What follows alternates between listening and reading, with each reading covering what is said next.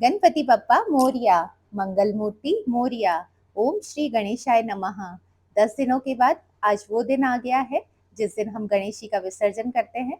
बहुत ही दुखद पल है, मगर गणपति बप्पा को भी अपने घर जाना है, तो हम घर ही में आज बहुत ही आसान विधि से करेंगे विसर्जन। हमने एक पात्र लिया, उसमें जल भर लिया है, उसमें डाले हैं अक्षत, रौली और फूल की पंखुड़ियाँ। ये हमारा पात्र तैयार है। अब जहाँ हम पूजा करेंगे वहाँ चलते हैं।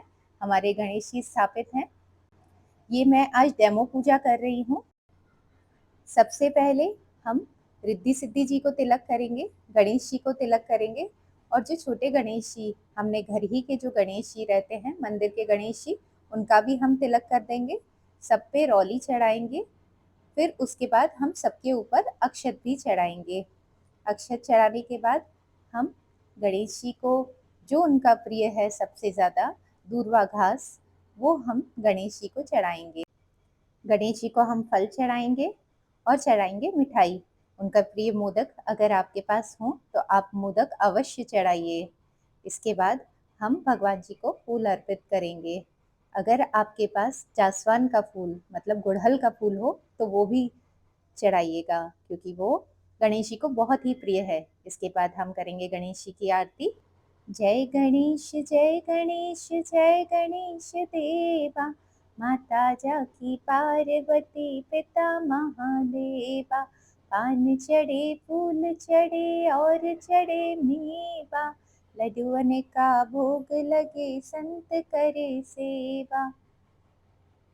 हम अपनी आरती पूरी करेंगे और उसके बाद हम क्षमा याचना मांगेंगे कि अगर हमसे इन 10 दिनों में कोई भी भूल हुई है तो हमें क्षमा कीजिएगा और हमारी भूलों को माफ़ कर दीजिए।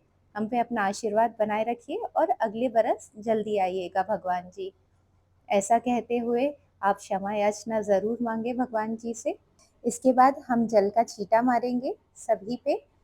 पहले गणेश जी पे, रिद्धि सिद्धि जी पे, हमारे घर के गणेश जी पे जो हमने स्थापित किए थे, और कलश पे। अब हम सारी चीज़ों को, पहले पाटे को जिस पे बिठाए थे गणेश जी उसको हिला देंगे।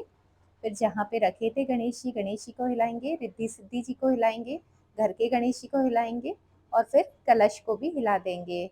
ये हमारे विसर्जन की विधि शुरू हो चुकी है। सुपारी को जो हमने छींटे मारे थे उन दोनों सुपारियों को उठा लेंगे और हम वापस उसे पूजा में ले सकते हैं। अगली पूजा जो भी आप करें उन्हें इन सुपारियों में से भी आप यूज़ कर सकते हैं। गणेश जी के जनेऊ उठा के हम साइड में रख देंगे अभी। फिर आप गणेश जी को उठाइए।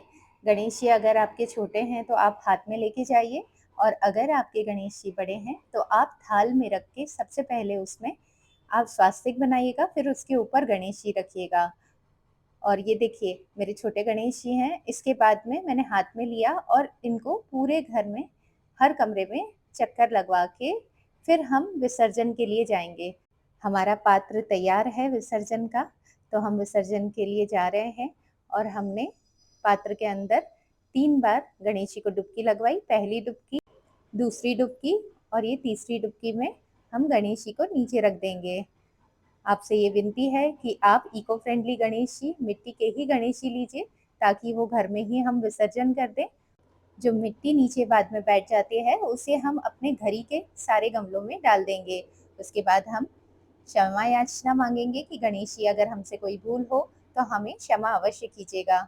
इसके बाद हम इस पात्र में डालेंगे मिठाई थोड़ी सी और अक्षत। अगर आप बाहर नदी या तालाब में विसर्जन कर रहे हैं तो आप एक लाल पोटली में, लाल कलर के कपड़े में अक्षत और मिठाई और फूल आप बांध के गणेश जी के साथ में विसर्जन जरूर कीजिए। ये मान्यता है। अब हम चलते हैं अपनी चौकी की ओर।